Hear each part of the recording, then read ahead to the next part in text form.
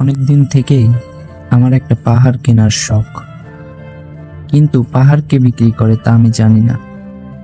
যদি তার দেখা পেতাম, দামের জন্য আটকাতো না। আমার নিজস্ব একটা নদী আছে, সেটা দিয়ে দিতাম পাহাড়টার বদলে।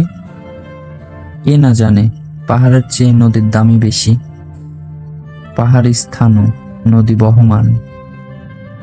তবু আমি নদীর বদলে পাহাড়ই কিনতাম, কারণ আমি ঠকতে চাই।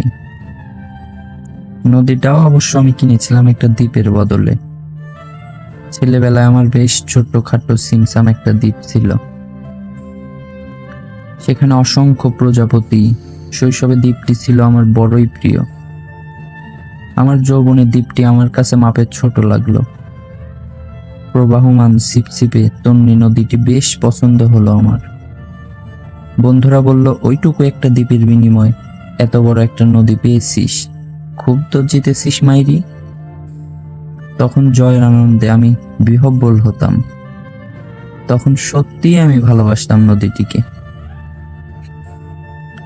নদী আমার অনেক প্রশ্নের উত্তর দিত, যেমন বলতো, আজ সন্ধ্যাবেলা বৃষ্টি হবে কিনা। সে বলতো, আজ এখানে দক্ষিণ গরম হাওয়া, শুধু একটা ছোট দ্বীপে বৃষ্টি, সে কি প্রবল বৃষ্টি, যেন একটা উৎসব। আমি সেই দ্বীপে আর যেতে পারি না। সে জানতো, সবাই জানে, শৈশবে আর ফেরা যায় না। এখন আমি একটা পাহাড় কিনতে চাই।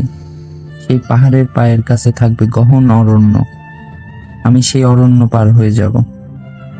তারপর শুধু রুক্ষ কঠিন পাহাড়, একেবারে চূড়ায়। মাথার খুব কাছে আকাশ, নিচে বিপুল পৃথিবী, চরাচরের তীব্র নির্জনতা।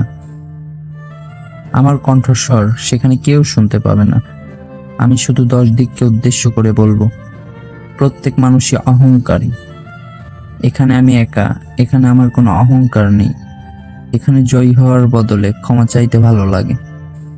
হে 10 দিক, আমি কোনো দোষ করিনি, আমাকে ক্ষমা করো, ক্ষমা করো।